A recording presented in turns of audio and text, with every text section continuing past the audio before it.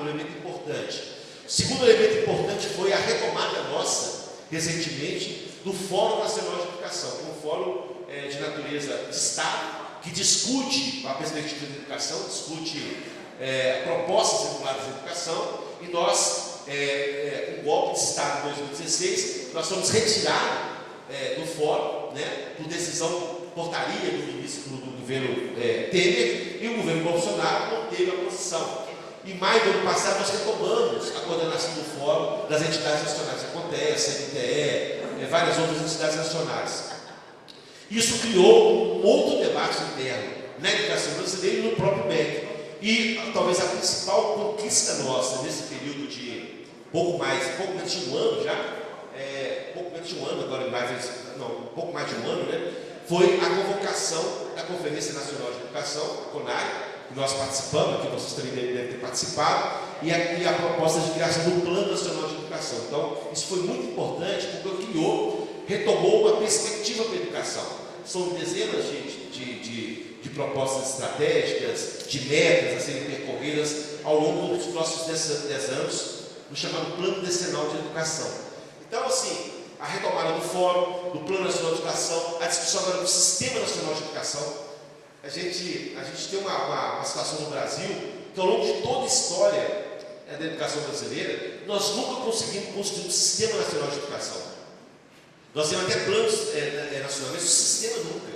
Agora foi aprovado no Senado uma proposta de retirar a educação privada do sistema. Por exemplo, 80% do ensino superior, dos superiores está na mão do setor privado. Como é que uma parcela de 80% representada no setor privado vai estar fora do Sistema Nacional de Educação?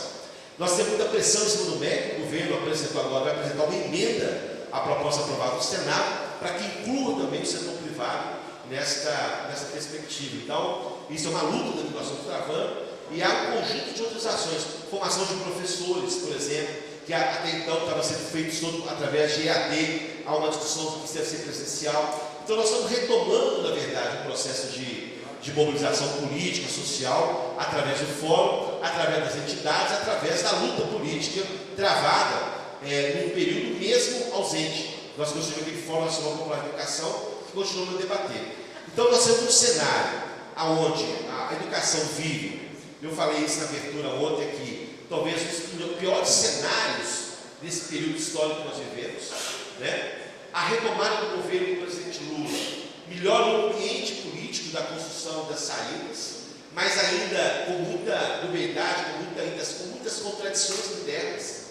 O Ministério da Educação, que hoje tem em torno de 30% a 40% de funcionários capazes de tocar a educação brasileira, porque eles destruíram os ministérios, aposentaram, mandaram embora. Então, nós temos uma total precarização do estrutura do Estado brasileiro, que é um problema de natureza também da própria construção e acompanhamento.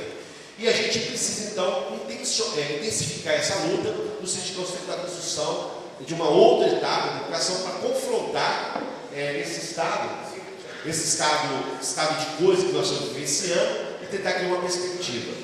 Concluindo, já chegou aqui meus 30 de forma tão rápida, nós estamos tendo 2 grandes debates na CONTEC que me parece que queria socializar com vocês aqui no Congresso. O primeiro deles é que também nesse curso recente nós fomos ocupando os espaços. Fórum Nacional de Educação, na Comissão Nacional de Avaliação do Ensino Superior, que é a CONAES, que é um órgão de Estado também, ligado ao Ministério da Educação. Agora vai ser montado um conselho proposto pela CONTEC, que vai acompanhar o processo de regulamentação, avaliação e fiscalização da escola. Há um conceito já sendo construído nessa perspectiva, inclusive de aliança nossa com os setores empresariais, a NEC, que é a Associação Nacional das Escolas Católicas, a BRU, que são das comunitárias, a BEE, que é ligada ao setor evangélico. Então, nós estamos criando uma unidade para construir uma regulamentação, e eles são favoráveis, porque estão confrontando contra o capital aberto, que destrói as escolas dele. Então, há uma contradição também no mercado, no setor empresarial, da educação. Então, nós vamos fazer essa disputa para discutir a regulamentação. A CONTEC tem uma campanha, inclusive, nacional, vocês devem ter visto essa campanha, na perspectiva de fazer esse movimento. E uma outra discussão é sobre a regulamentação do trabalho. Nós estamos já também em fase avançada numa negociação entre o Ministério do Trabalho, a CONTEE e a Conferem, que é a Confederação Empresarial, numa perspectiva de um acordo nacional que vai regulamentar o trabalho em EAD, que não tem regulamentação nenhuma hoje no Brasil. Isso pode criar também uma trava na precarização do trabalhador formal e resgatar minimamente algumas condições de trabalho no setor de EAD. Então, esses dois movimentos de ocupação de espaço no Fórum, no Conselho, agora no Conselho Nacional de Educação, quando nos próximos dias vai indicar nomes para compor o Conselho, que hoje é todo bolsonarista e é responsável por várias resoluções que são construídas de forma negativa para a educação brasileira. Então, há um processo de reconstrução, há um processo de luta, há muitas contradições ainda presentes, e nós consideramos que o movimento sindical ligado à educação brasileira é possivelmente o mais forte, o mais robusto, o mais potente, seja no setor público, a partir da CNTE, seja no setor público superior, PROIFES e antes, seja no setor privado, CONTEE, e nós temos possibilidade e capacidade de mobilização, de construção, de luta. Então, me parece que esse congresso que vocês estão discutindo as ações, para além dos debates que envolvem a própria compreensão das necessidades aqui do Rio, que o Rio é o isolado desse contexto nacional que eu acabo de falar para vocês aqui, mas que também nós precisamos reforçar a luta nacional, porque é a partir da luta nacional que nós vamos refundar ou repensar essa educação em outra perspectiva. Então, isso são elementos importantes, e lembrando que a reforma do ensino médio que passou agora no Senado, ela volta de novo para a Câmara.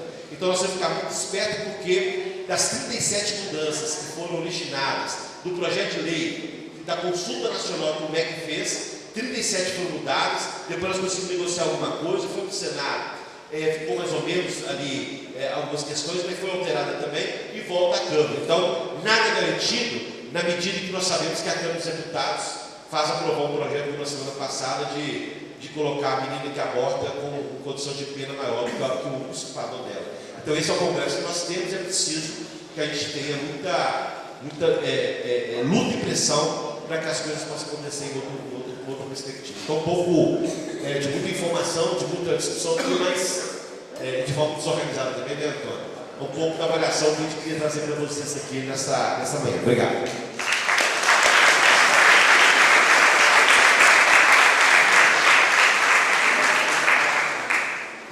Nós vamos ter uma discussão, vamos abrir, companheiro, nós estamos no tempo, tá? Tudo no tempo, está muito bem.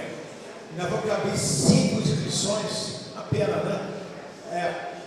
De 3 minutos cada um, tá bem? A companheira Martinha está marcando o tempo, tudo bonitinho, tá, Marta?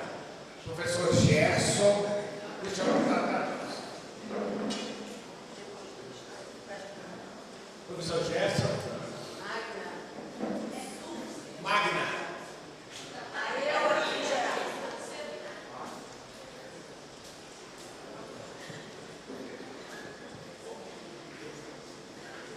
Pessoal, pode ser? Dulce.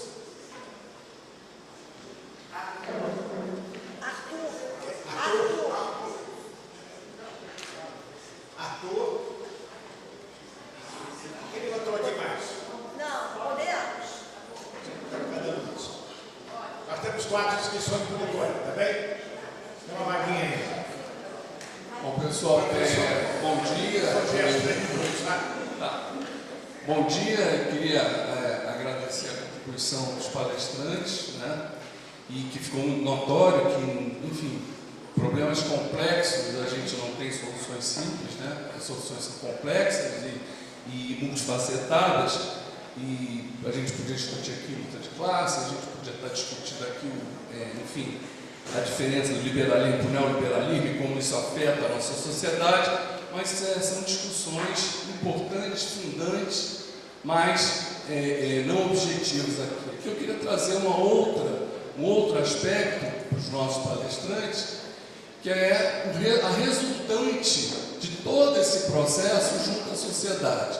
Sendo mais objetivo, né? O que nós, e eu estou falando com os professores aqui que estão à ponta, na formação, na sala de aula, o que está se formando hoje?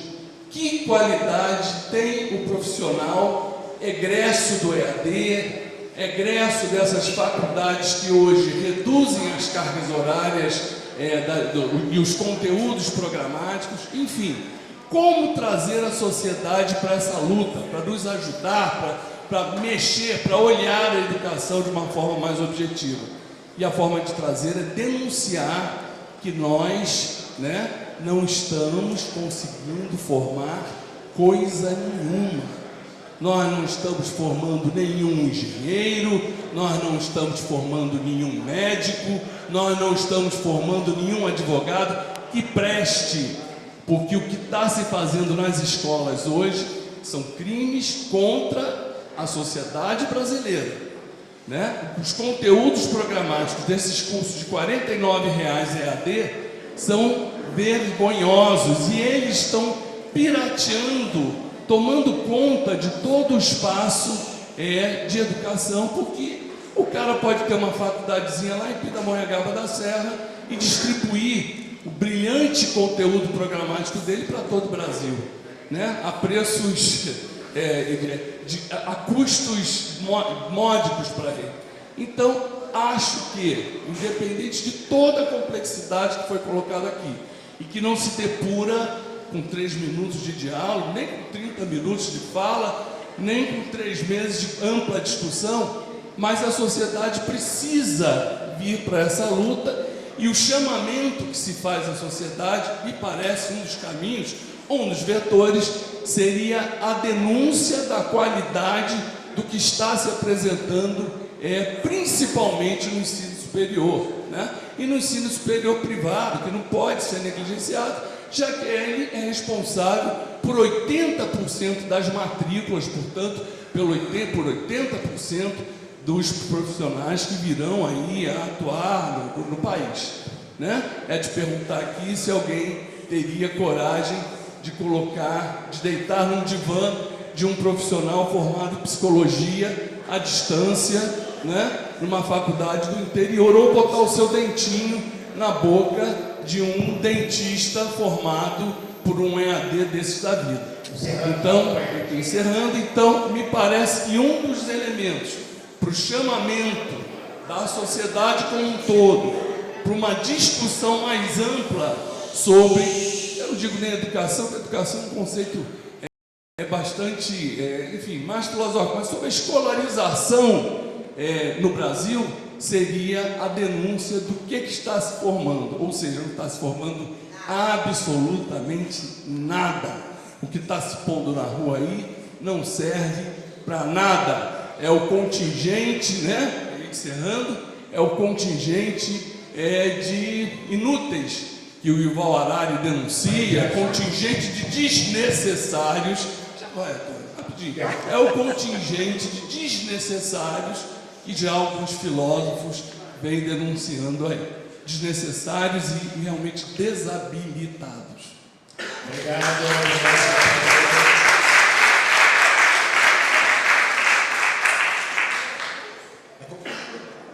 Companheira Magna, a gente não entendeu.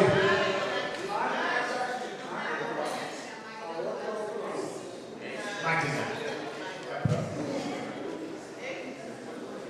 Olá, Luciane e Gilson. Falamos aqui por ordem, mercantilização, financiarização, internacionalização. Acrescentaria ainda a questão da experimentação das regulações.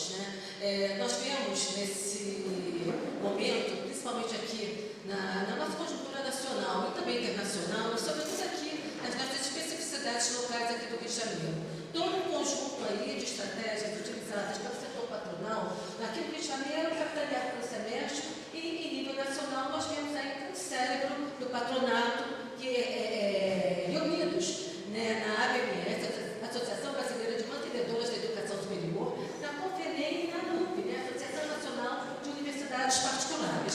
E nós vemos aí, não só essas estratégias foram amplamente colocadas aqui, como também um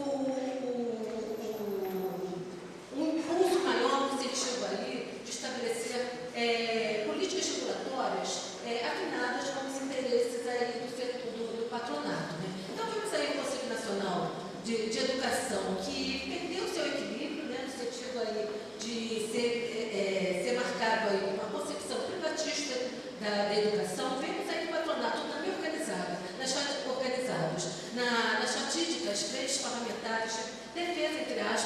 da educação como um todo, mas em específico com a educação superior. E nós aqui, todos representativos aqui, nós todos afetados, né? Professores, ativistas, militantes, no sentido de que somos afetados diretamente e a cada momento enfrentando novos e novos desafios. Se antes a financiarização nos tornou familiarizados aí com os adventos, aqui hoje, CEPACs, emissão de debêntures, né? fundos de investimentos, nós temos agora esse fenômeno, e que é sempre através da lei, né? Da experimentação regulatória, do acompanhamento de políticas regulatórias, de flexibilização de leis, de desregulamentação, e nós temos esse fenômeno novo, que é a questão da recuperação, iniciado, eu acho, com os institutos metodistas, e aqui no Rio de Janeiro, atualmente nos deparando aí com as faculdades Hebe Alonso e a Universidade Cândido Mendes, que enfrentam seus respectivos processos de recuperação judicial e que é afetado pela lei, porque pela lei de recuperação judicial, né, do ponto de vista jurídico, essa legislação ela foi pensada, evidentemente, para atender interesses aí das elites empresariais, mas, por outro lado, flexibilizadas através de sucessivos deferimentos aí de planos de recuperação judicial e estendidas, né, para as entidades beneficentes, as universidades, casas de saúde, né, são entidades beneficentes. De um lado,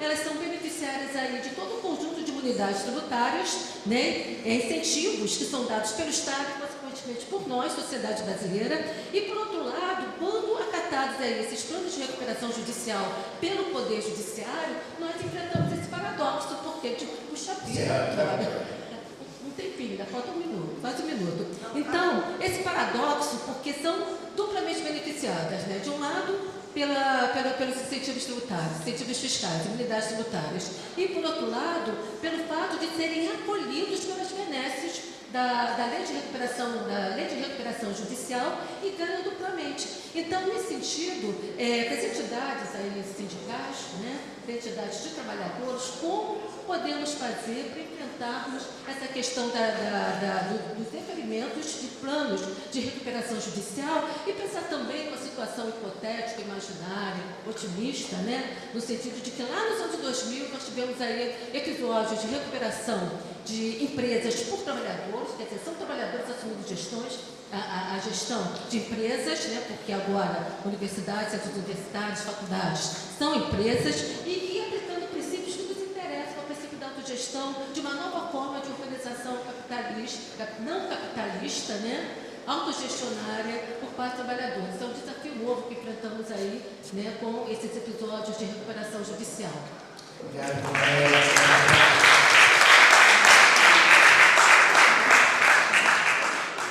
É doce, quer dizer, amor?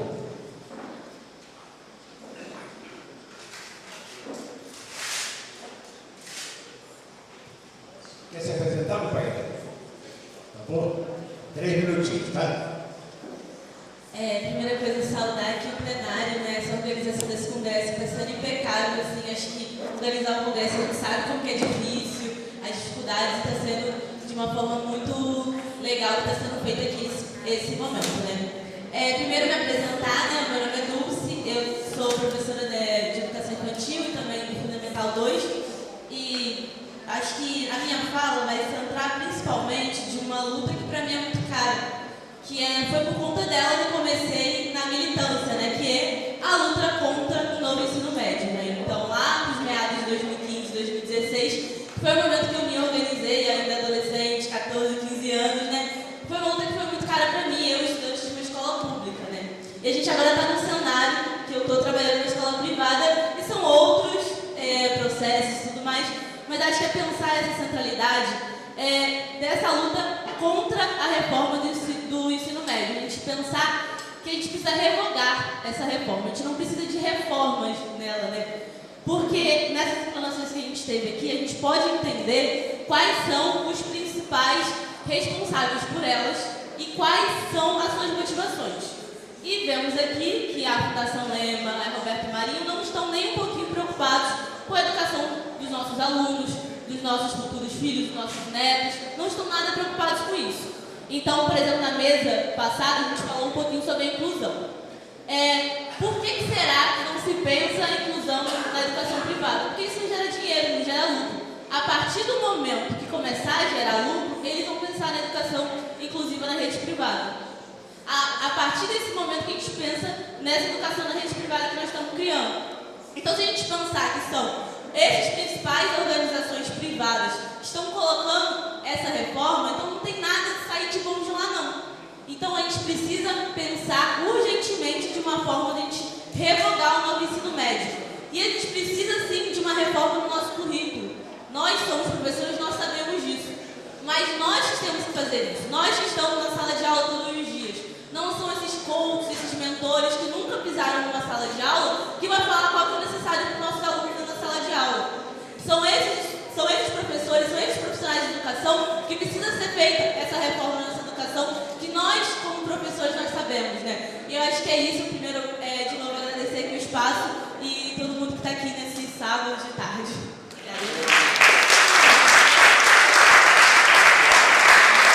Obrigado, companheiro.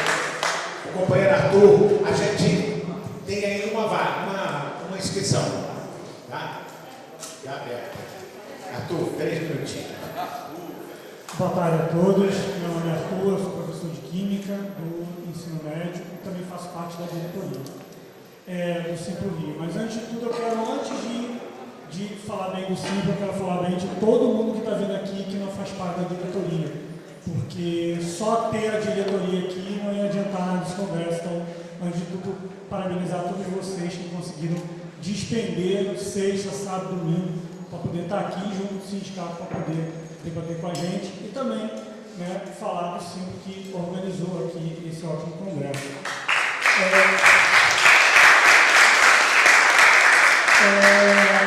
Assim, eu acho que o fundamento parte dessa questão dos problemas que nós temos no ensino superior, uma parte se dá não somente pelo novo ensino médio, mas por como o novo ensino médio facilitou ou aprofundou um processo que a gente já via antes. Qual era a questão?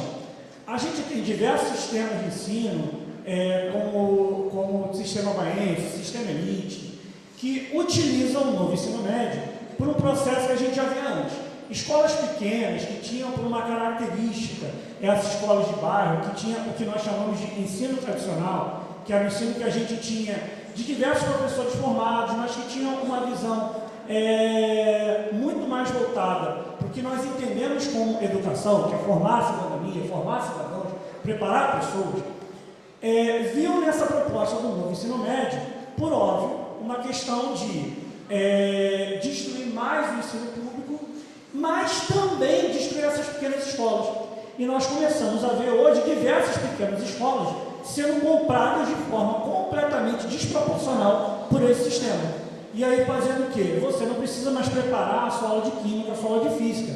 A aula está aqui nesse sistema que você vai comprar, que é muito mais barato do que os livros didáticos que nós tínhamos. E aí você vai ter que dar essa aula daqui. E esse processo acaba, por óbvio, proletarizando o nosso trabalho e até mais, alienando, porque você não precisa mais ver como você vai preparar para o seu aluno, até o ponto de você nem precisar preparar mais prova. Eu, quando trabalhei no Baense, por, sei lá, foi 4 meses que eu não suportei, eu não preparava minha prova. Era um outro professor que nunca viu minha turma, que preparava minha prova e eu tinha que dar aula em cima dele. Então, assim, junto do próprio ensino médio, eu acho, do novo ensino médio, eu acho que, como é que eu vou falar? A gente precisa ampliar esse tipo de debate, por óbvio, a gente não tem resposta, porque se nós já tivéssemos uma resposta, a gente não estava debatendo aqui.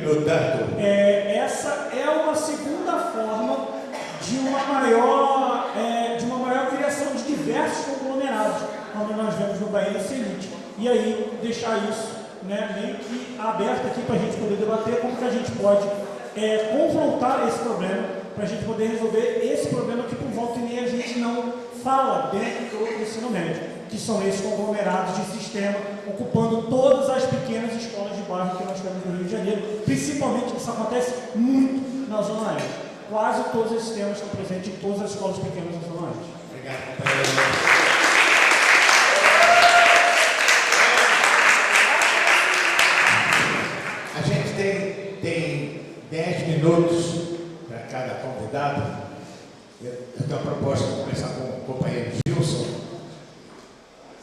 e deixar de menos problema. Eu vou para Belo Horizonte, tá no banheiro. Vamos ver Belo Horizonte hoje é isso. Uma cachaça lá de.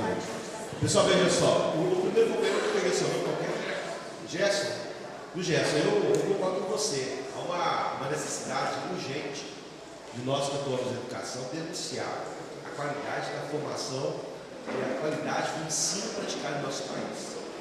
Porque o setor empresarial, uma parte do setor empresarial já está sentindo isso na pele. No caso de EAD, grande parte dos alunos que entram, 100%, 5, 10% formam no final de 3, 4 anos. E abandonam por causa da qualidade, da interatividade, das condições que são colocadas. E acho que esse é um tema que nós devemos encarar como um tema estratégico.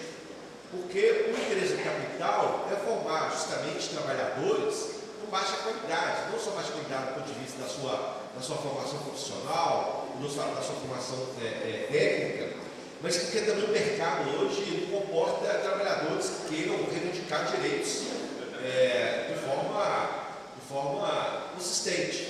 Então eles precisam, na verdade, de uma mão de obra que seja insumo do processo produtivo, é mais insumo.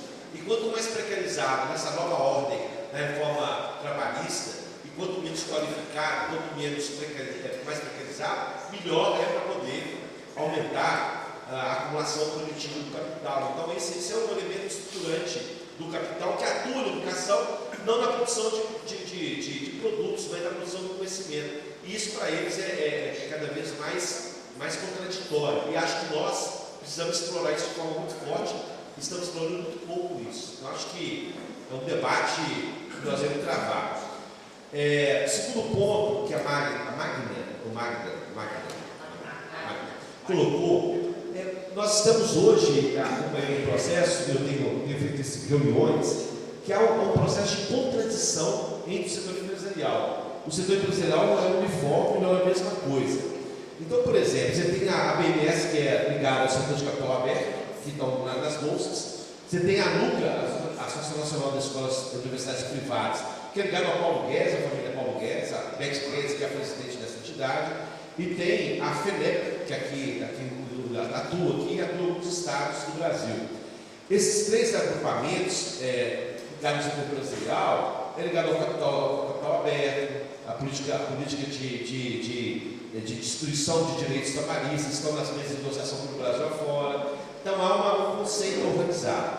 Há uma insatisfação que vem crescendo em algumas organizações, eu até falei aqui rapidamente. Nós temos feito reuniões e discutindo temas que nós vamos trabalhar de forma conjunta. Por exemplo, a Associação Brasileira de Escolas Comunitárias, tem várias aqui no país afora.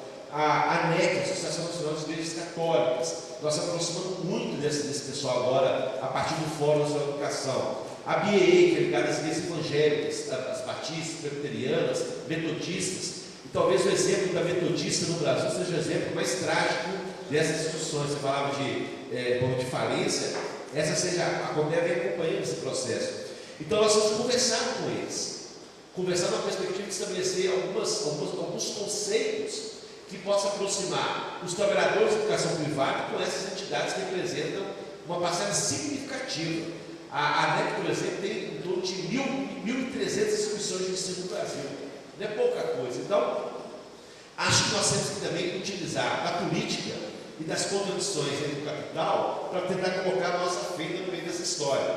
E acho que a gente pode alcançar alguns êxitos, né? Porque também tem interesse, por exemplo, enquanto o capital aberto exige o retorno do FIES, nós estamos discutindo que o FIES não deve ser do capital aberto, deve ser para as escolas que tenham algum compromisso pedagógico constituído. Então, há uma discussão a ser feita e acho que a gente pode criar situações de divergências e aprofundar a questão relativa a eles.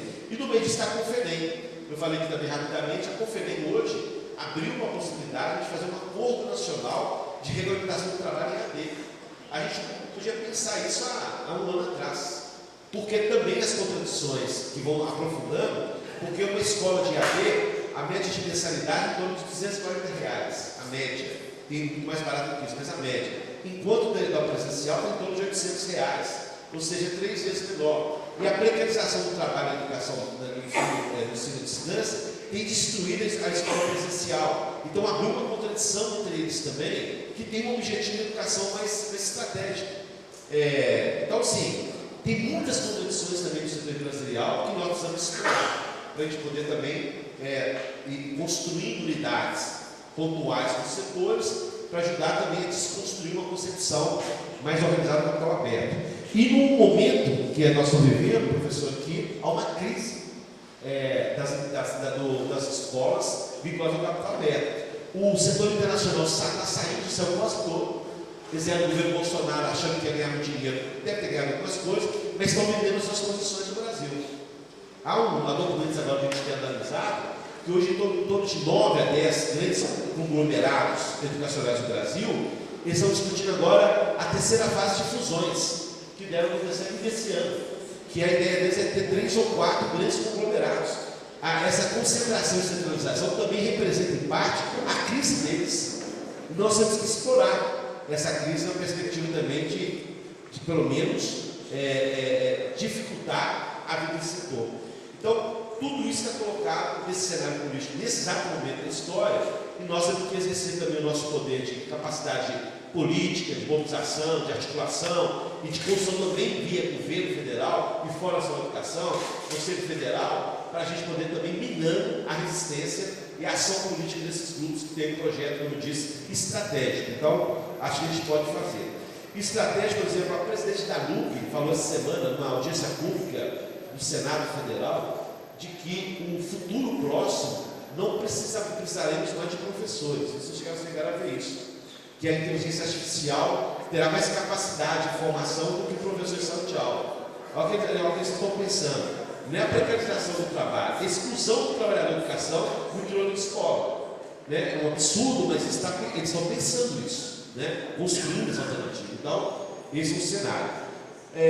Adolfo fala sobre a luta da reforma do ensino médio. Ela é oriunda do Ocupe a Escola, a gente que acompanhou, foi muito bonita aquela manifestação, tem até filmes em relação a esse processo. Mas, viu, nós precisamos ter muito mais musculatura, muito mais força política para poder derrotar o ensino médio. A pressão é muito grande. Esse é um projeto estrutural da burguesia brasileira, que eles não abriram mão dos debates da Câmara e do Senado. A nossa mobilização é muito aquém das possibilidades de revogar o ensino médio nas condições atuais. Nós temos que tentar ir construindo um mecanismo de denunciar o que derivará dessa formação, como o professor colocou, da qualidade dela e de outros elementos, né? E acumular força para que, em um determinado momento, a gente possa revogar e construir uma outra proposta de educação. Porque essa proposta que está sendo aplicada no Brasil, ela já teve experiências nos Estados Unidos, mais ou menos da forma como está organizando. E eles mudaram completamente a forma que ela chegou no limite, no fundo do poço. Então, nós estamos reproduzindo no Brasil uma experiência americana que não deu resultado prático. E nós estamos copiando algo completamente distorcido. E, por fim, essa questão aí do Arthur, que fala desses novos elementos pedagógicos, noções pedagógicas, inteligência artificial, plataformas, materiais didáticos, conteúdos pedagógicos unificados, um conjunto de ações, todas elas organizadas por essas fundações, do setor privado, pelas fundações de banco, etc., com o objetivo daquilo que eu falei lá atrás, de disputar as pequenas escolas, os pequenos agrupamentos, mas fundamentalmente disputar a escola pública. Eles querem abocanhar uma parcela significativa desses 500 bilhões que são disponíveis aí na sociedade brasileira para a educação e absorver grande parte desses recursos com os seus interesses de negócio, seus interesses de lucro. Então, essa é uma disputa que está sendo travada e, infelizmente, nós temos já sinalizações importantes no Paraná, em São Paulo, né, de privatização acelerada da educação e com pouca resistência, porque eles também minaram os sindicatos, as resistências no sentido de tentar inviabilizar qualquer tipo de luta ou de resistência. Então, acho que está na ordem do dia a gente repensar também essa prática e nós que somos setor público-privado também ajudar o setor público, né? Fazer alianças que nós temos feito em discussões nesse processo, porque é preciso também juntar mais força, mais musculatura para a gente tentar inviabilizar o que está em curso no Brasil. Lembrando que a educação básica ela é responsabilidade do município e Estado. o MEC orienta, tem uma política nacional, mas o desenvolvimento da política nacional ela é criada pelas secretarias estaduais. Então, a dificuldade, porque grande parte dos governadores eleitos em 2022 são vinculados a esse projeto de escola civil-militar, de privatização, tudo que está colocando. Então, esses são poucos elementos e a nossa capacidade de luta que poderá reverter essa tendência que nós estamos vendo no Brasil. Obrigado. Obrigado, professor. Eu queria destacar que a gente conta com a presença do professor Wilson Rodrigues, professor do Éder, meu companheiro de Pedro II, uma honra pela cidade vascaíno e mérito. Sério.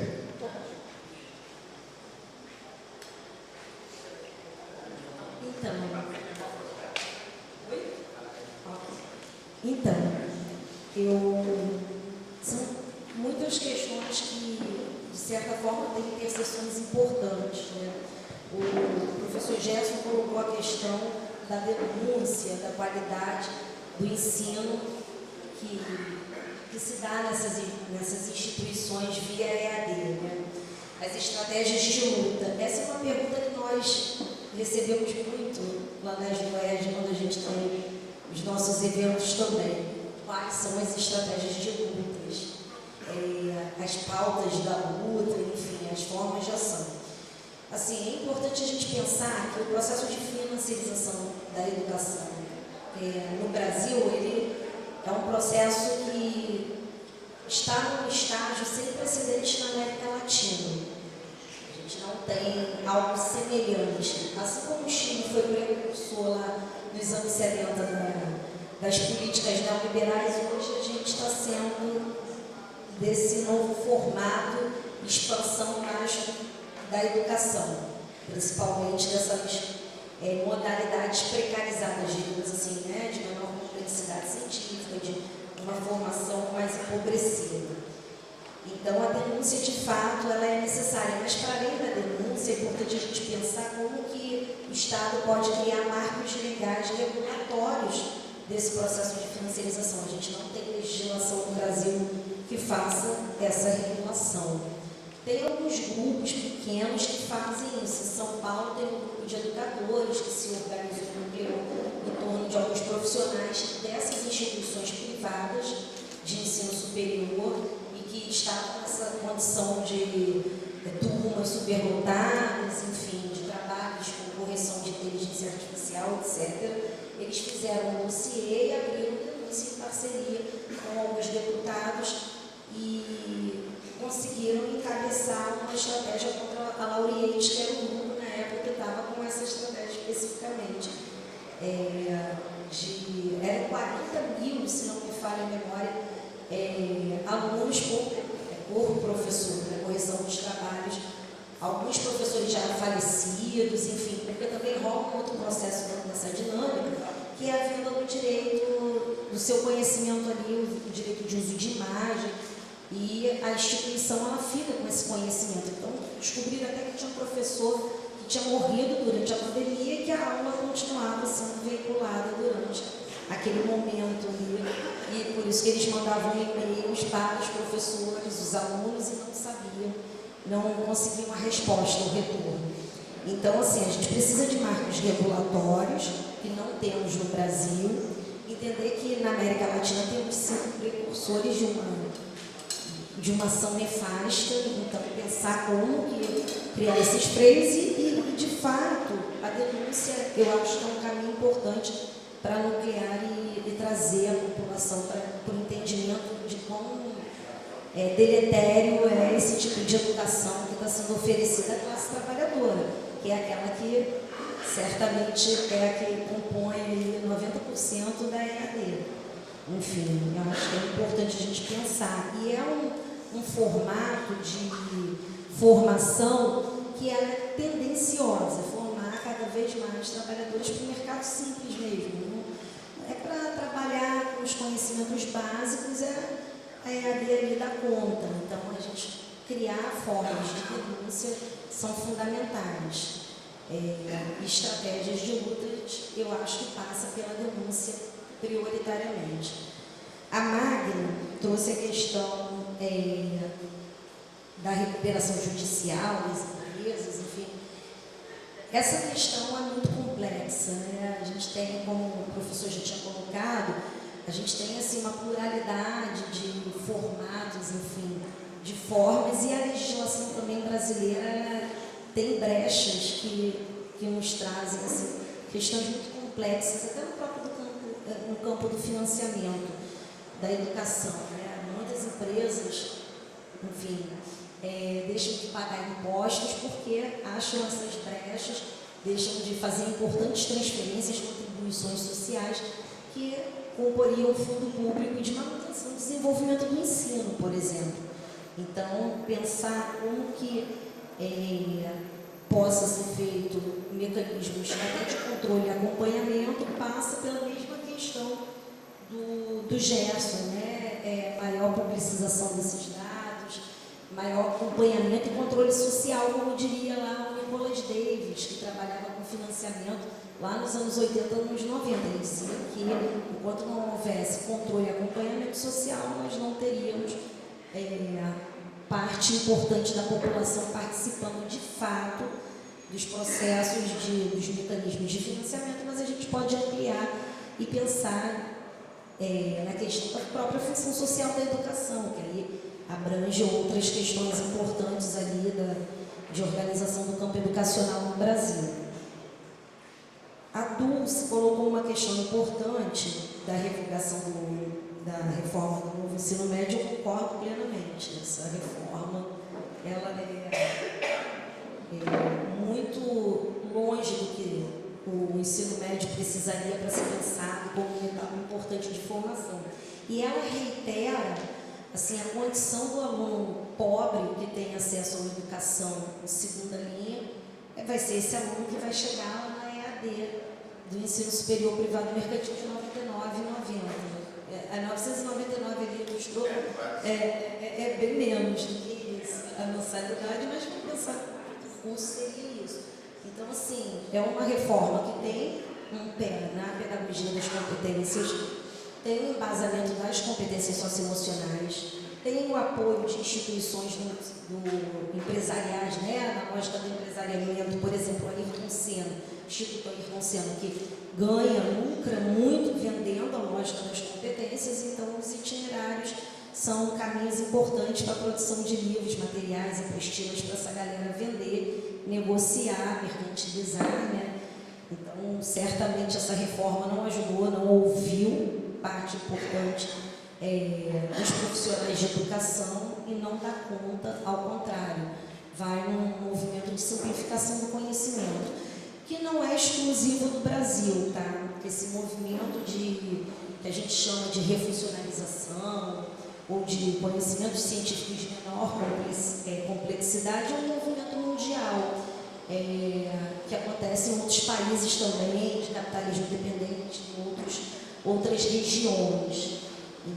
Enfim, nos Estados Unidos se tem um debate ainda mais perverso, que é um debate de interferência direta no conteúdo das disciplinas. Hoje a gente vê um avanço lá da galera da ultradireita, enfim, que define, por meio de representações, o que é o conteúdo que o professor vai trabalhar, o que tem que ser retirado de livros, e, enfim, isso tem crescido muito lá, essa lograda conservadora dentro do campo de definição de quais saberes, quais disciplinas pode ou não. Então, as relações étnico-raciais têm sido limadas dos currículos, questões de gênero e outras problemáticas importantes do campo progressista, conquistas históricas à base de muita luta nos currículos têm sido apagadas. Então, assim, a reforma do ensino médio aqui é uma forma secundária de problematização e certamente daqui a pouco, como o Brasil gosta de copiar, vai ter uma galera ali certamente interferindo nos conteúdos também numa dinâmica similar. Mas a atual reforma do ensino médio, sinceramente, ela forma uma força de trabalho, ela forma um público para ir para o trabalho simples e não para cursar um ensino superior. Ou, se for cursar, que seja esse mais precarizado. O Arthur colocou a questão da plataformização e como que ela tem incidido na dinâmica de organização das pequenas escolas. De fato, as pequenas escolas têm sucumbido porque esse processo é um processo brutal, mais abrangente, e aí, infelizmente, na relação capitalista, os pequenos vão morrendo e dando lugar aos conglomerados. Isso é a dinâmica do imperialismo, né? Essa fase do imperialismo que a gente vive, do capitalismo financeirizado. A dinâmica, infelizmente, se faz dessa forma. Então, pensar a disputa pelo conhecimento, eu acho que, por mais que possa parecer redundante, hoje é fulcral, porque é na disputa pelo conhecimento que a gente consegue uma concepção de currículo, de práticas, enfim, de gestão, na contrapartida dessas práticas que a gente, infelizmente, acaba caindo, de reprodução de conteúdo, de apostilamento, etc., que é o que dinamiza essa relação de mercado que está lastreada aí dentro dessas pequenas escolas e que acabam tendo que entrar na dinâmica, tem que comprar material do grupo positivo, tem que entrar, e aí vão compondo esses mercados e perdem autonomia, não só pedagógica, de gestão, enfim, e da própria forma como elas se organizam e acabam sucumbindo. E, para fechar, já está com o tempo, porque exceder muito, enfim, é pensar como o conhecimento pode ser problematizado e, principalmente no caso brasileiro, a gente pensar numa dinâmica em que a educação, enfim, uma última questão que eu já ia esquecendo. A questão do FIES, o professor estava colocando a questão do FIES. O FIES, particularmente, ele foi um dos indutores fundamentais do processo de financiarização da educação superior. Então, o FIES, seja ele para a educação básica ou educação superior, ele está nessa dinâmica do capital e ele turbina e enriquece o número de matrículas dessas instituições, o que, de certa forma, as coloca numa posição de competitividade própria da lógica financiarizada. Então, mais uma vez, só para fechar, é importante a gente pensar numa concepção de currículo que não seja uma concepção de lógica de competências, pensar nessa divulgação dessa reforma do ensino médio e outras dinâmicas de produção de conhecimento, onde a autonomia do professor esteja colocada em primeiro lugar. É isso, obrigada.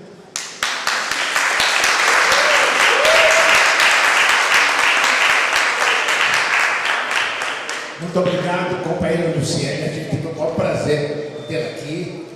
Sindicato é espaço, desse espaço, a gente vai ajudar. Companheiro Gilson, muito obrigado mesmo. Companheiro, não se retire, que a gente vai passar a programação da tarde. A comissão vai passar a programação da tarde. Agora, antes de tirar a foto. Tem um presente. Vou pegar o presente.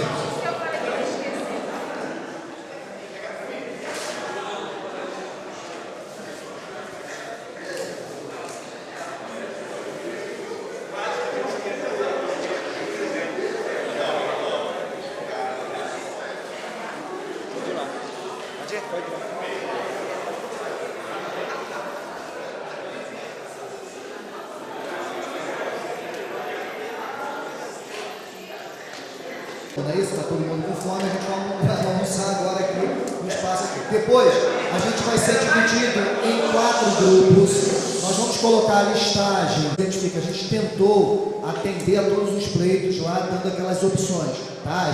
A comissão vai tentar organizar para tentar atender a todos. A gente não garante, tá certo? E aí depois dos grupos, no final da tarde, aí a gente tem uma confraternização.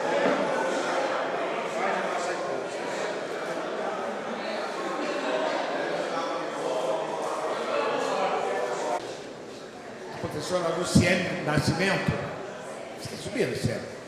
Enquanto a companheira sobe aqui,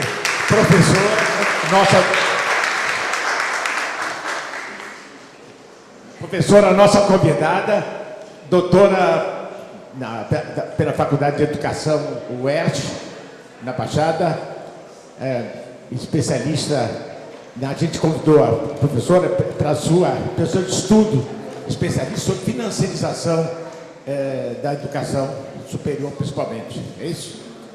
A gente, no debate, a gente vai aprofundar isso. O professor Gilson Reis. Gilson está aí? Gilson, companheiro Gilson. Tá. Chamar daqui a pouco. Por favor, chama o professor Gilson. O Gilson é o coordenador geral da nossa confederação, a CONTER, que também vai tratar do processo do novo ensino médio e o processo de financiarização da educação. A gente tem 30 minutos, tá? Depois a gente, para cada um, e depois a gente tem mais 5 inscrições, faz o debate. Você pegou aqui, né? Vou pegar uma cadeira para o Gilson. Vou botar aqui.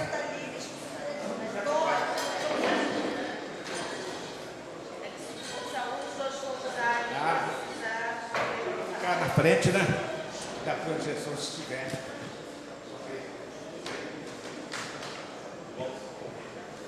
Professora, sempre.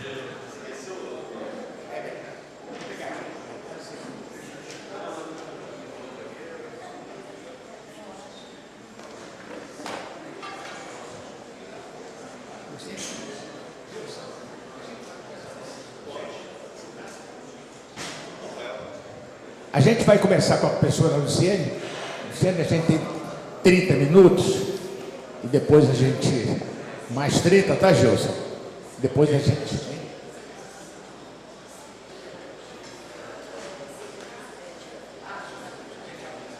Marcelo, cadê o Marcelo? O Marcelo está controlando o tempo ali, tudo, tá bem? Você quer se pegar? Esqueci também de falar que a companheira Luciene, nossa professora e companheira da direção da ASDOERJ, aqui, está em casa. Bem-vinda, tá, companheira?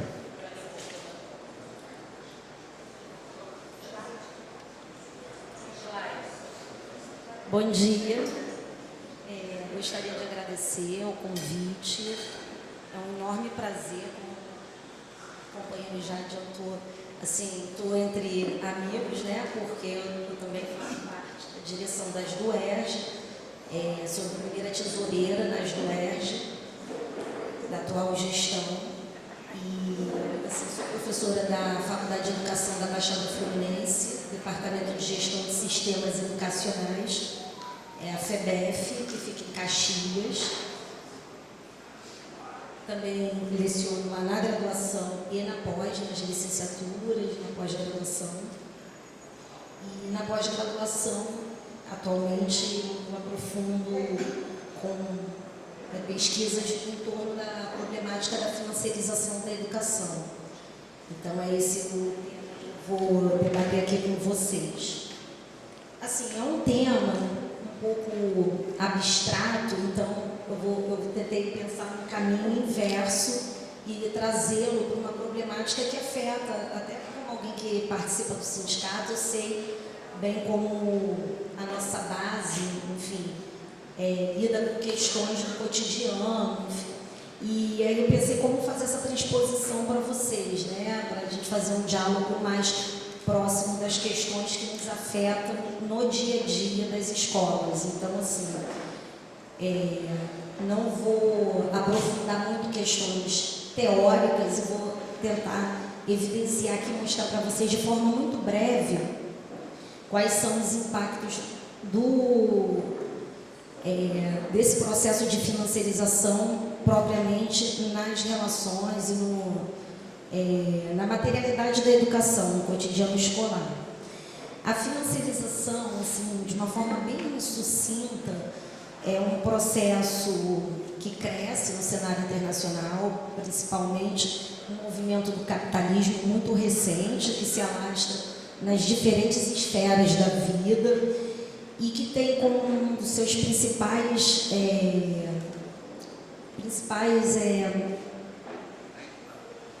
relação justamente a questão da ampliação da exploração do trabalho. Então, assim, em escala global, A partir dos anos 70, a gente viveu um processo assim de crise econômica. Quando eu cheguei, tinha um professor falando sobre o avanço do neoliberalismo, da globalização econômica. A gente teve um processo de crise, que foi uma crise muito grande, a gente chama da crise orgânica do capital. E essa crise impactou na forma como as economias ao redor do mundo se organizavam. Então, a maior parte dos países industrializados começaram a vivenciar um processo de desindustrialização. E muito em função do avanço tecnológico, das mudanças das tecnologias de base microeletrônica, enfim. E essa virada, essa guinada, tirou muitos empregos, de trabalhadores ao redor do mundo, nos países ricos principalmente. E progressivamente o capital ele vai migrando para um novo formato, né? Que aí é o boom do processo de ações, do investimento em commodities ao redor do mundo, e as economias vão se financiarizando, vão saindo do investimento na relação diretamente produtiva, empregos reais, para ir para todo um processo de produção, valorização e reprodução do capital na esfera financeira.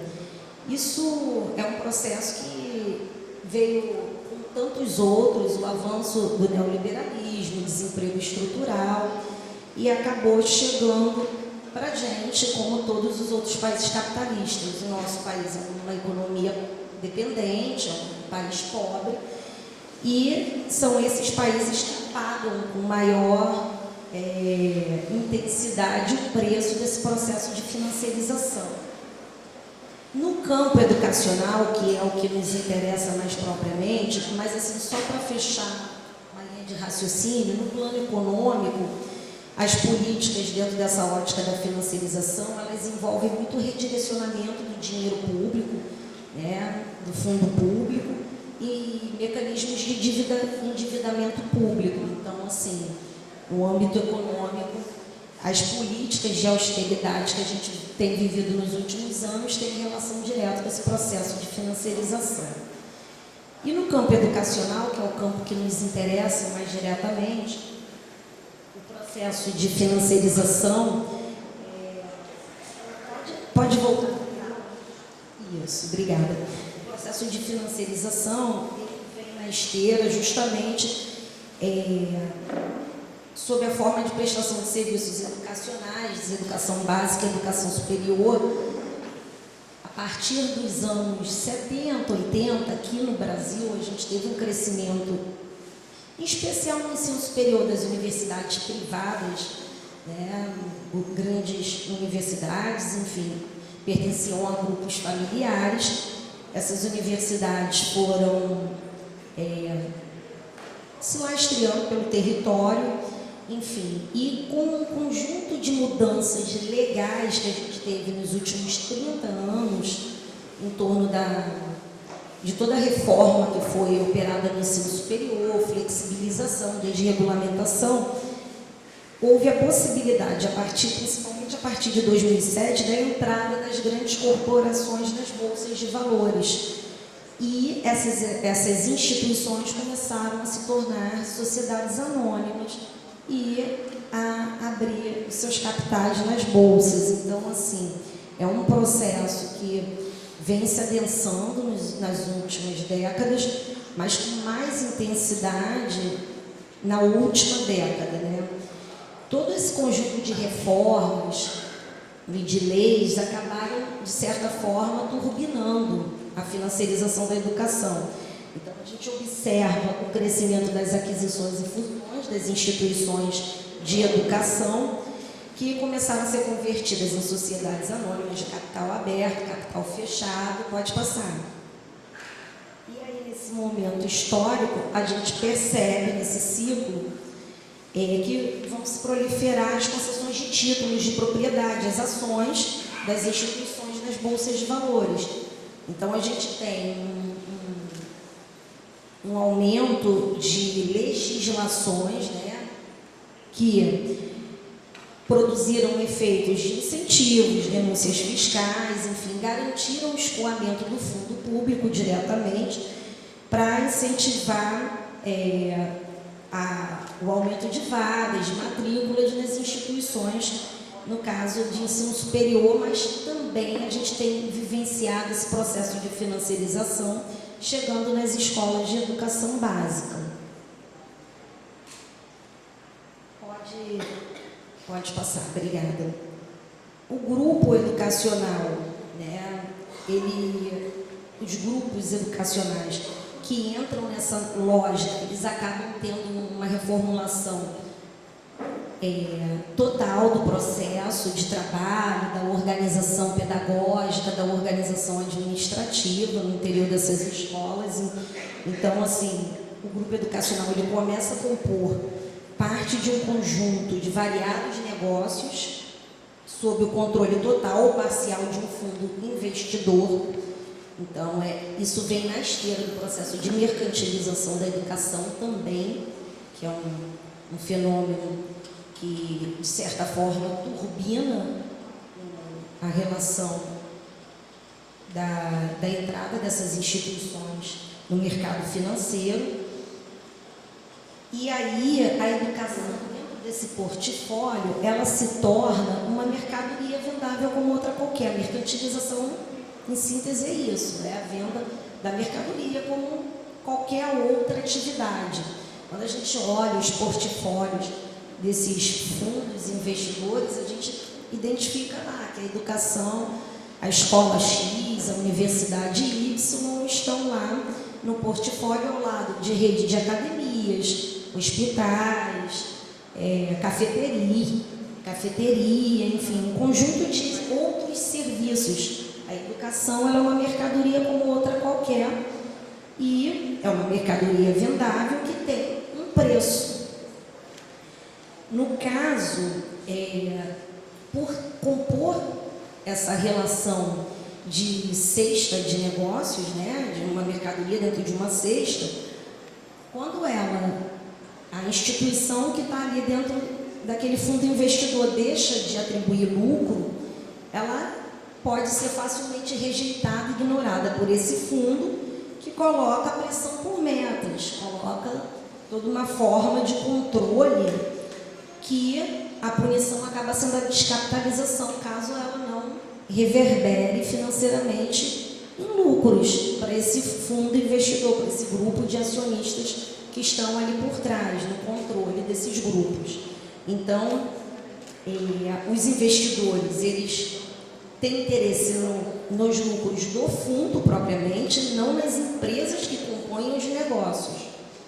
E eles esperam um de lucro há um tempo de retorno muito rápido, que é lógico e próprio do mundo financiarizado, do mundo das finanças. É uma característica do mundo das finanças. Então, a lógica é, se aquela instituição está trazendo os lucros devidos, está se valorizando, ok, senão a gente precisa pensar como que vai demitir professores, como que vamos compor ali novas formas, novas engenharias, né, reengenharias ali dentro para demitir, para enxugar gastos que reverberem no lucro e na revalorização dessa instituição lá na relação financeirizada, lá dentro do mercado.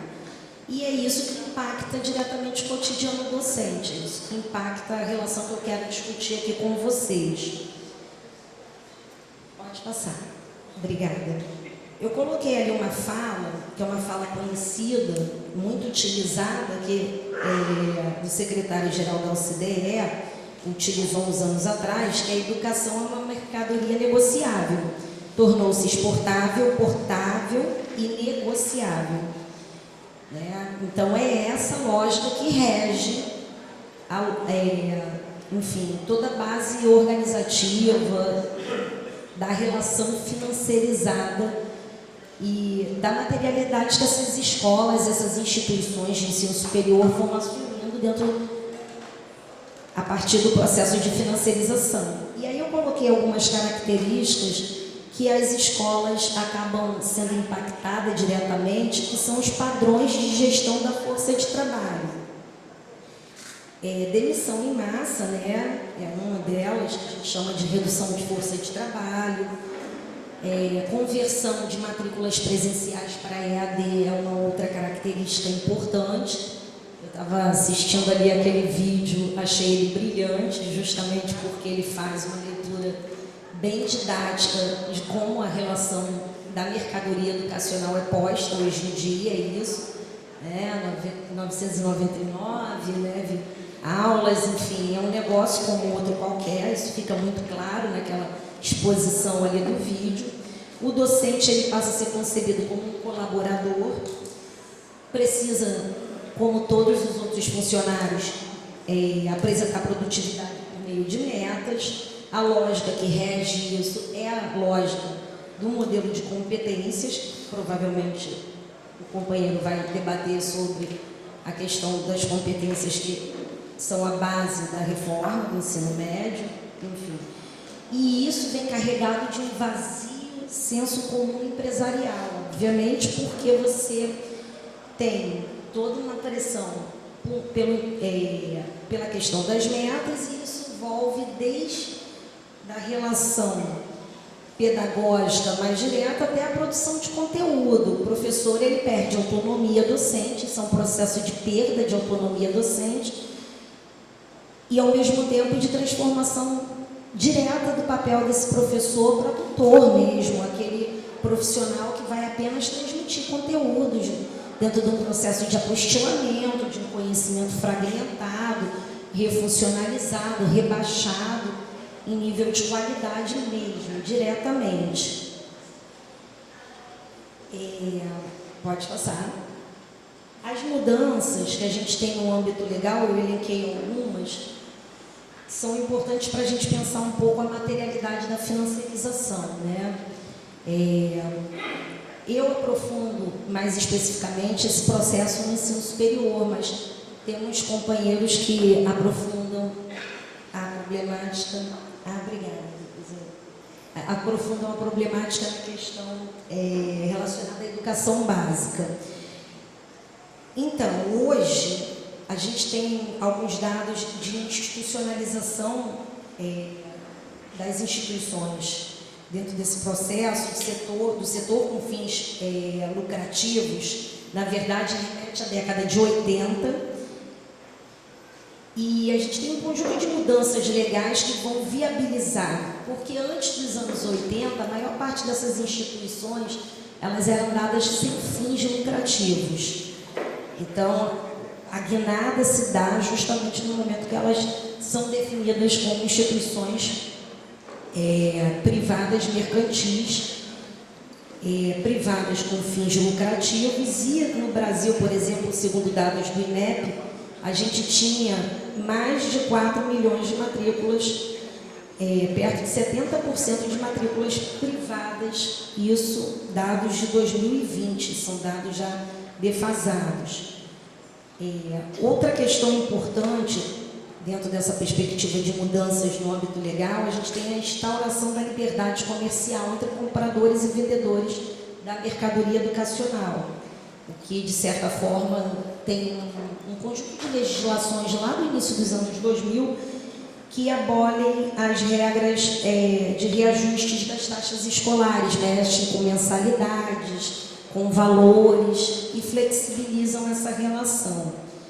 E isso, de certa forma, dá uma turbinada e favorece o aumento do número de matrículas, tanto na educação básica quanto na educação superior. Tem também a definição das diretrizes curriculares mais flexíveis. Pode passar. Obrigada. É importante a gente entender que dentro dessas mudanças nós tivemos, justamente para dar conta de uma educação mais mercantil, a necessidade de um currículo que cumprisse essa função social em conjunto. Então, a gente tem toda uma refuncionalização dada pelas reformas das diretrizes mais flexíveis, de menor complexidade científica, enfim, de conhecimentos menos elaborados. E aí eu coloquei como exemplo a reforma do ensino médio, a BNCC, a BNC Formação, outras legislações que vão no conjunto de refuncionalização dos saberes, tanto da educação básica quanto da educação superior. A desregulamentação e flexibilização das relações trabalhistas, de previdência também colaboram, porque, de certa forma, elas abrem possibilidade para variações de contratos mais precários. Hoje a gente tem isso tanto nas redes de educação básica pelo Brasil. Tem uma companheira lá do sindicato que estuda a relação de precarização do trabalho docente na educação básica, e tem regiões no Brasil que a gente tem mais de 70% dos docentes da educação básica na rede pública com formas diferenciadas de contratos, sem direitos trabalhistas, enfim. No ensino superior, a gente tem esse processo também que chega e mexe diretamente com a relação dos docentes com quantitativo de alunos dentro de sala de aula. Na pandemia, a gente teve denúncia de instituições que o professor ficava responsável por mais de 10.000 alunos por turma, enfim, a correção de trabalhos era feita por inteligência artificial. Em São Paulo a gente teve algumas denúncias e, enfim, essa relação foi modificando qualitativamente a relação pedagógica. O professor, ele deixa de ter um papel autônomo de produtor de conhecimento e de fato, vira um gerenciador dessa formação em um papel muito simplório de tutor, a tutoria, e ganha menos por isso. Enfim, um outro fator também muito importante é a ampliação da autonomia de instituições, no caso do ensino superior, não universitárias, das faculdades. Lá na Constituição de 88, na LDB 9394 de 1996, a gente teve a introdução dos centros universitários, que não têm pesquisa e extensão necessariamente, eles não são obrigados a ter, nem as faculdades, enfim. E tem relativa autonomia enquanto instituição. Então, dada até a constituição do próprio ensino superior no Brasil ter essa origem tão heterogênea, essa validação legal, de certa forma, colaborou para o processo de financiarização no caso do ensino superior. E aí eu trago alguns dados do ensino superior, mas abro o debate também para a gente pensar, obviamente, depois quando os colegas vierem trazer questões, fenômenos também próximos que estejam com relação ao conjunto da materialidade na educação básica, que eu creio que não esteja tão diferente assim, até pelo que eu tenho acompanhado. Então, pode passar, por favor. Eu trouxe uns dados de um colega nosso de pesquisa, são dados de 2023, do portal do INEP, onde coloca-se que o Brasil atualmente tem 2.595 instituições de ensino superior, só 312 são públicas, a maior parte, mais de 2.000, são privadas. Entre as instituições privadas, mais da metade são instituições com fins lucrativos. A forma de organização acadêmica mais comum são as faculdades e os centros universitários. Entendam, lá na legislação, na LDB mudou, flexibilizou, garantiu autonomia e elas cresceram em quantidade de forma gigante. Apenas 7,9% dessas instituições são universidades e a maior parte são públicas, ou seja, para o setor privado não interessa abrir universidade, mas sim faculdades e centros universitários que são mais baratos e demandam um processo de complexidade menor do que o que abrir uma universidade. E também não precisam ter necessariamente o conjunto do processo do tripé fundante da universidade, ensino, pesquisa e extensão. Isso é um fator. Pode passar. Eu trouxe os dados de exemplo também da pesquisa do Igor, que é o exemplo da Estácio. A Edux fragmentou a oferta de vagas no ensino superior em 3 segmentos. Então, isso é uma característica que aparece nas outras universidades pertencentes aos outros grupos. São 3 tipos, né? O ensino premium, o ensino presencial e o digital. O premium são os cursos mais caros, né? São os cursos ligados ao Instituto de Educação Médica, da Estácio, e os cursos de graduação do IBMEC, que são os mais caros. A mensalidade custa em torno de 10, 12 mil reais, não é qualquer um que paga, e são exclusivamente presenciais, o ensino premium. Os cursos de graduação são destinados a esse grupo que pode pagar por isso, e o presencial e o digital são voltados para as frações mais pobres da classe trabalhadora, e a maior parte de forma à distância, naquele molde ali do vídeo que a gente viu. Essa segmentação da oferta por vagas é exclusiva dessa forma de operação, né, das unidades de negócio, e está ligado diretamente a uma estratégia de governança dentro dessa lógica da financiarização, que é organizar o preço por faixa, né, a faixa de preço conforme o consumidor pode pagar. Então, é o ticket médio, seja ele mais alto para as classes que podem pagar em presencial, seja ele mais barato e EAD para aqueles que não têm condições de pagar. Pode passar? E aí eu trago dados da EAD. 2010 e 2020, as matrículas cresceram em mais de 234%. Ok, obrigada. Enquanto a modalidade presencial teve um crescimento assim ínfimo, né, de uma expansão de 2,3%. Entre 2019 e 2020, a queda das matrículas presenciais foi de 9,4%. E o número de estudantes, em 2020 também, o número de estudantes da modalidade ultrapassou 3 milhões de estudantes, ou seja, 35,8% das matrículas. A maioria dos novos estudantes que chegam ao ensino superior, de certa forma, vai frequentar o curso à distância, porque essa tendência é uma tendência crescente. A gente pode ver isso no gráfico que eu coloquei, eu peguei lá do INEP, pode passar, vai fechando. Esse gráfico aponta a evolução do número de matrículas nos cursos EAD nos últimos anos, e se vocês observarem, entre 2018 e 2022, o crescimento foi gigantesco. Então, um crescimento exponencial. Então, assim, em termos percentuais, a maior faixa de crescimento está entre 2018 e 2022. Pode passar. Tem um outro gráfico também, olha, das vagas oferecidas para ingresso em cursos de graduação.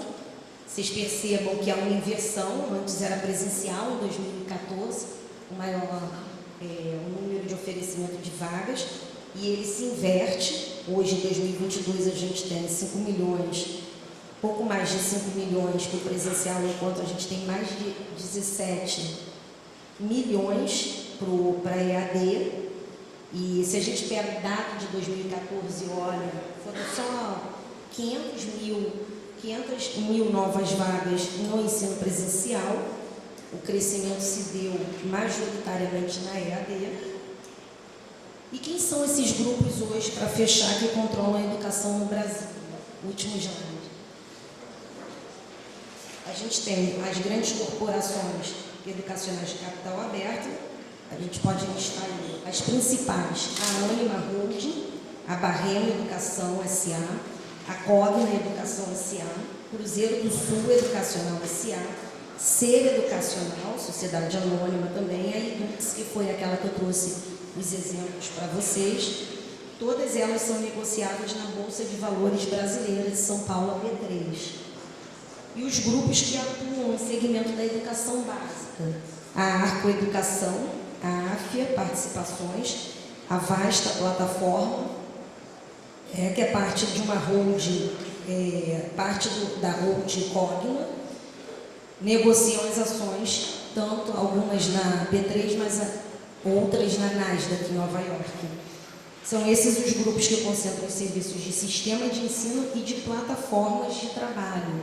Então, hoje, toda a parte de produção didática, material didático, de venda de livros, está nucleada em torno desses grupos. E boa parte da educação básica do setor privado já está compondo parte desses fundos também, né? Desses grupos de investimentos. Enfim, é um tema muito vasto, tentei fazer um recorte assim, bem sintético.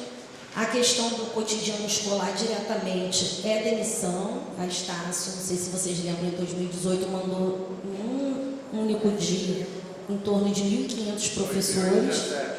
Foi 17. Eu me lembro que eu fui para o Ministério do Trabalho, assistia e gravar, fazia parte da pesquisa que eu participo. Os depoimentos, a gente observava que eram professores mais qualificados, mais antigos na casa, que tinham em torno de 20 anos de contribuição e que foram demitidos para serem substituídos por professores mais jovens, com menos qualificação e certamente para ganhar menos também. Então, a gente teve um conjunto de demissões. Essa reconversão das matrículas presenciais para EAD, aumento de número de alunos por docente, obviamente, e aumento de atividades também. Então, assim, no ensino superior isso é muito visível. Na educação básica, a gente tem percebido um movimento semelhante, mas um pouco mais lento, muito em função do público que a gente lida na educação básica, que é mais difícil fazer essa conversão para EAD, mas, enfim, tem percebido também um processo de redução de força de trabalho, da parte administrativa, pedagógica da escola também, enfim. Sim, ele já compõe. A gente tem uma grande quantidade de escolas hoje no Rio de Janeiro, privadas, que já fazem parte de grupos de capital aberto. Então, assim, em síntese é isso. Queria agradecer mais uma vez o convite e estou aí disposta para a gente trocar mais um pouquinho no momento do debate. Obrigada.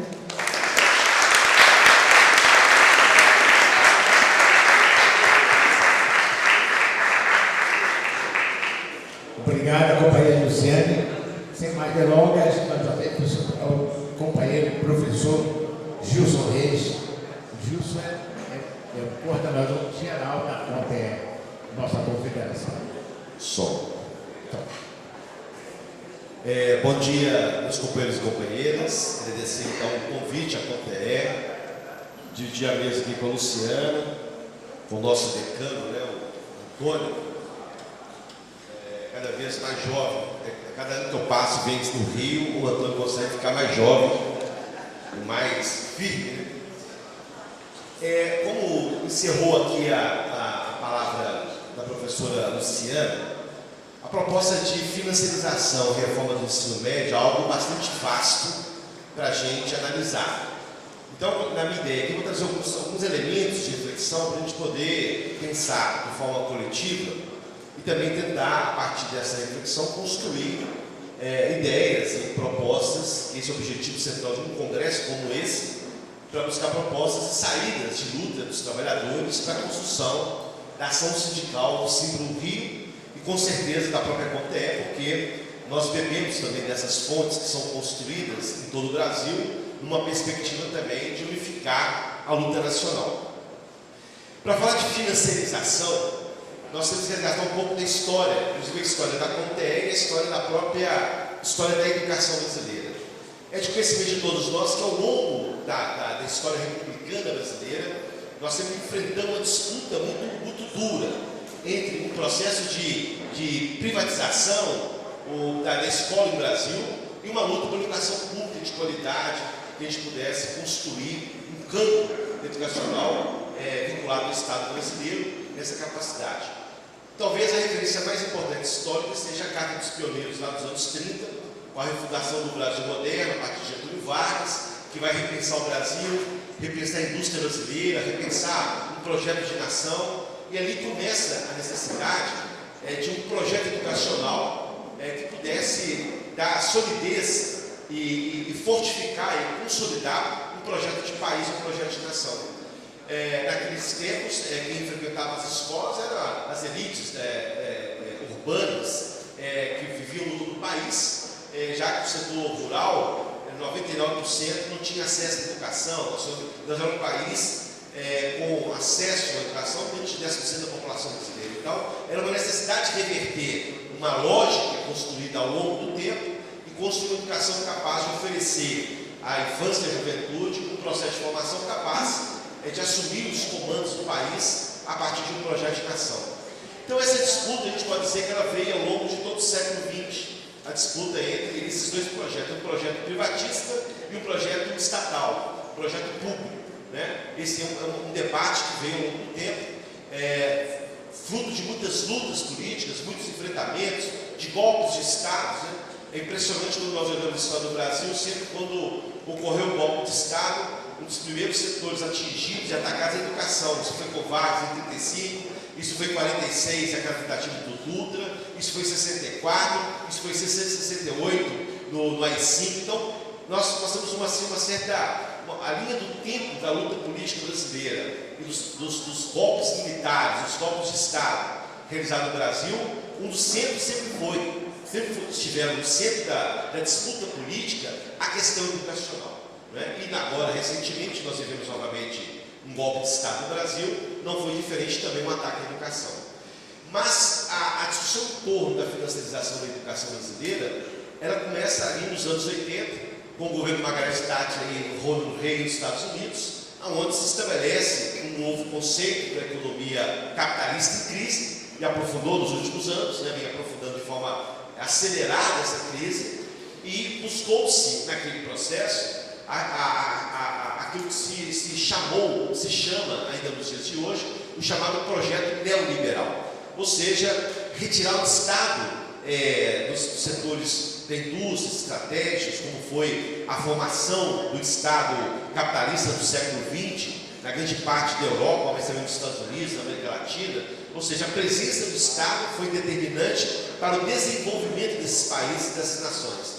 Então, a partir desse modelo do século XX, ele entra em crise a partir de 72, 75, e há uma necessidade, então, de reverter essa tendência e há, então, a construção e a identificação do neoliberalismo como uma saída para a crise do capitalismo. Portanto, uma necessidade de privatizar o Estado, entregando setores estratégicos do capital para que pudesse explorar e reproduzir o capital a partir de empresas, estruturas já montadas pelo Estado brasileiro, pelos Estados europeus, etc.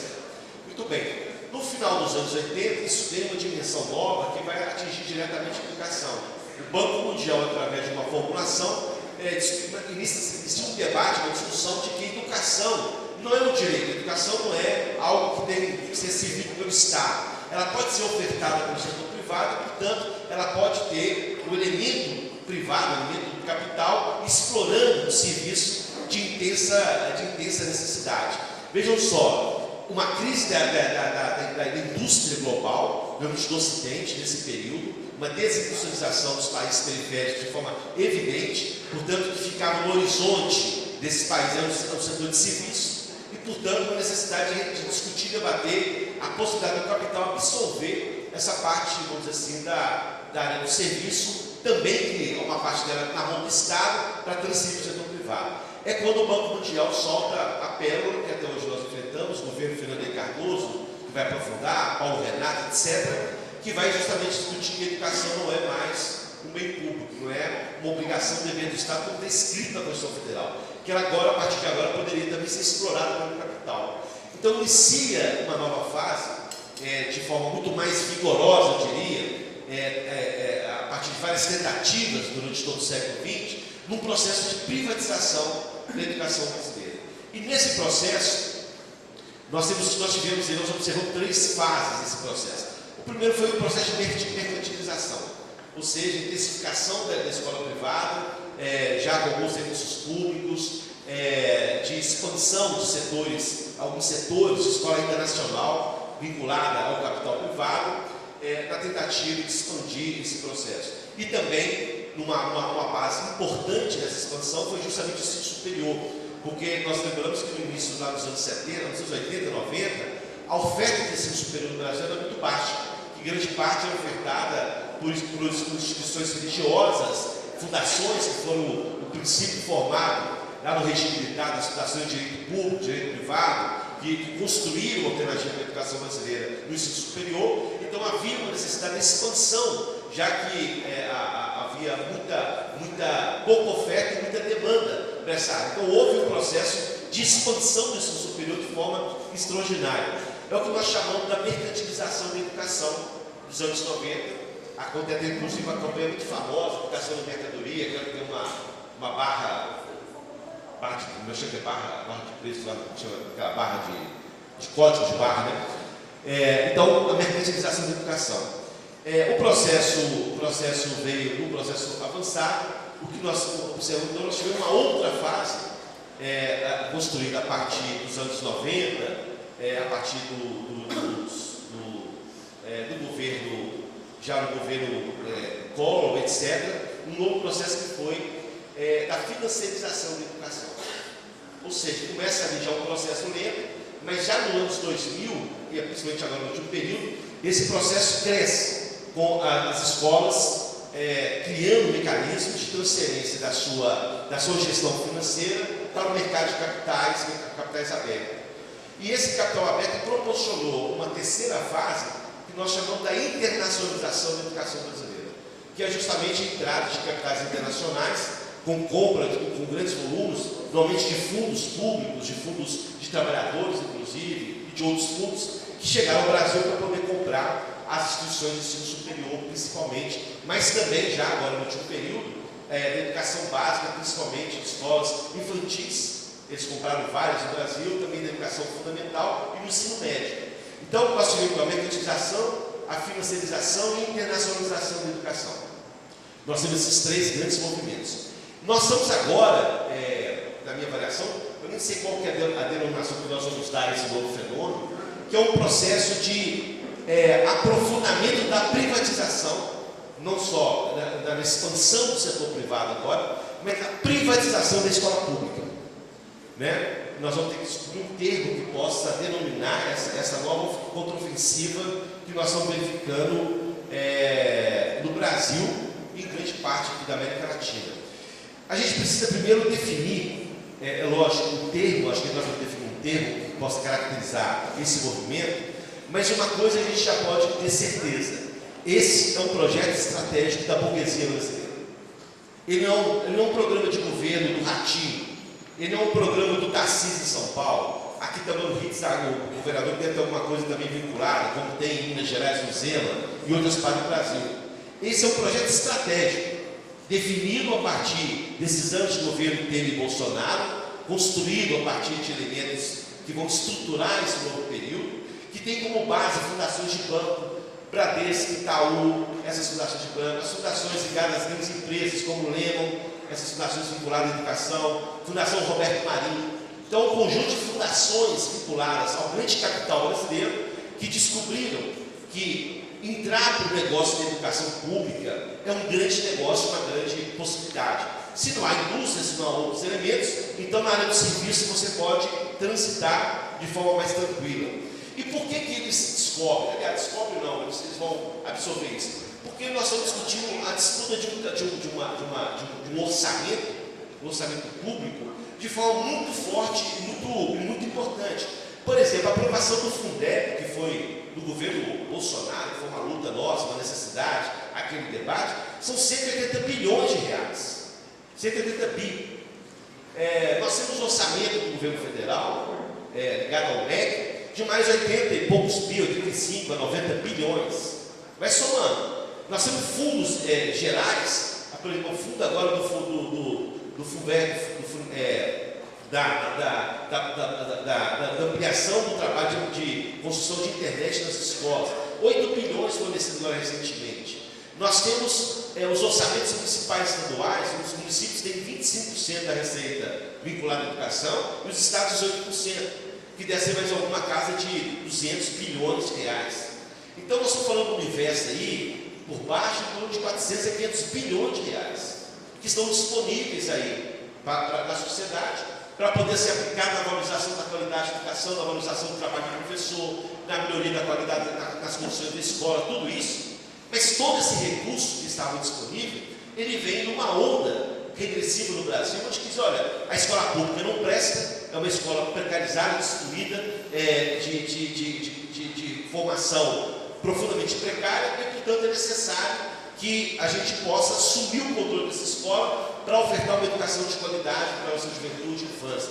E é verdade, porque mesmo com esse valor de recursos, o recurso é muito pequeno, principalmente porque há muitos desvios no meio do caminho, há muito governo que não aplica a própria questão federal na questão que refere à questão percentual orçamentária. Então nós temos um conjunto de problemas, mas nós tivemos uma necessidade de expansão muito grande no último período, nos últimos 40 anos de história, porque o Brasil, numa política de Estado brasileiro, a partir da Constituição de 88, ela criou um mecanismo de universalizar a educação básica brasileira.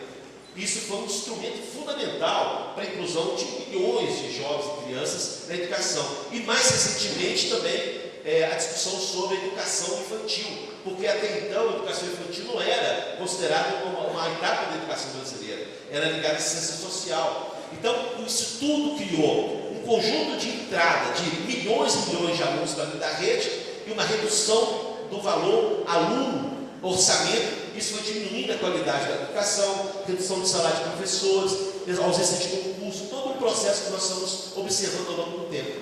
E surge, então, no meio desse processo, nos últimos anos, um debate do seguinte: olha, já que o Estado não é capaz de fazer a gestão da escola pública, o mercado é. Nós somos capazes de fazer essa gestão. Então, inicia no Brasil um processo de privatização da gestão orçamentária da educação brasileira, dos estados, municípios. Nós temos dezenas de exemplos de acontecer nesse exato momento no Brasil. E um outro elemento, a entrega do projeto político-pedagógico, também com o objetivo de criar dinheiro. Então, eles vão fazer a gestão de trabalhadores, gestão administrativa da escola, através de OCIPs, de ONGs, de empresas, etc., no objetivo de fazer a gestão e reduzir custos, por exemplo, a contratação. Minas Gerais, agora o governo Zema tem escolas que os professores têm contrato de fevereiro a novembro. E não tem salário, tem STC, não tem férias, não tem nada. Então você vai precarizando a relação de trabalho, isso vai diminuindo, inclusive, o custo, porque o custo do professor e da professora é um custo elevado no interior da escola, e com isso eles vão também criando mecanismos de gestão, entre aspas, ultraliberal, numa perspectiva de reduzir o custo para poder dizer, olha, está vendo como nós somos eficientes, porque até o presente momento o professor é concursado, com carreira, com piso, com condições de trabalho, enfim, tudo que estava com formação permanente, tudo aquilo que envolvia o projeto de discussão em torno da escola privada. Então eles vão fazer a gestão financeira e a gestão pedagógica. E aí que nós vamos observar que, nesse momento da história, com a formalização da educação através das plataformas, através de instrumentos de internet, de inteligência artificial, um conjunto de outras modalidades que surgem desse cenário ainda muito conturbado da educação, eles têm também a possibilidade de introduzir elementos novos tecnológicos com o objetivo de arrancar dinheiro desse Estado, desse orçamento, para poder contemplar os seus interesses de negócio. Então nós estamos vivendo no Brasil, no momento, um conjunto de ações, os vouchers, por exemplo, compra de voucher, uma política que veio dos Estados Unidos. Hoje, grande parte da educação americana é conduzida a partir de vouchers, e no Brasil nós já temos, por exemplo, a ação infantil no DF, toda ela é voucherizada. E outras partes do Brasil estão construindo essas alternativas.